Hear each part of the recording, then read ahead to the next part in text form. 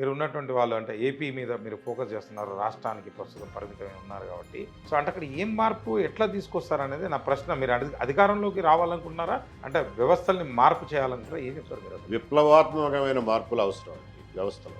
ఉమ్, చిన్న చిన్న మార్పులతో మారేది కాదు ఇది. ఉమ్, ఏదో 19-20 ఫరక్ అంటారు చూడండి, యా, ఆ 19-20తో అయ్యేది కాదు. ఉమ్, చాలా విప్లవాత్మకమైనటువంటి మార్పులు రావాలి, విప్లవాత్మకమైన ఆలోచనలు కూడా రావాలి మనకి. ఉమ్, మనల్ని మనం పరిపాలించుకోవడం అంటే ఏంటి, అసలు ప్రజాస్వామ్యం అంటే ఏంటి, మనం ఏం చేస్తున్నాం, ఉమ్, మనం ఏ రకంగా ఒక ఒక సైకిల్లో పడిపోయి ఇరుక్కుపోయాం, ఒక చట్రంలో పడి ఇరుక్కుపోయాం అనేది మనకు అవగాహన రావాలి. ముందు మన పరిస్థితి ఏంటో మనకు అర్థమైతే ఉమ్, అందులోంచి బయటపడటం ఎట్లా అనేది తెలుస్తుంది. ఉమ్, సో అవన్నీ వివరించి చెప్తాం ప్రజలకి. ఉమ్, నచ్చిన వాళ్ళకి నచ్చుతుంది, ఒప్పుకున్న వాళ్ళు ఒప్పుకుంటారు, లేని వాళ్ళు లేరు, no problem. Um, um, so it's a large gamut of issues, ఒక ఇష్యూ 2 ఇష్యూలు కావు. Um, um. సో విప్లవాత్మకమైన మార్పులు రావాలి తప్ప కొద్దిపాటి మార్పులు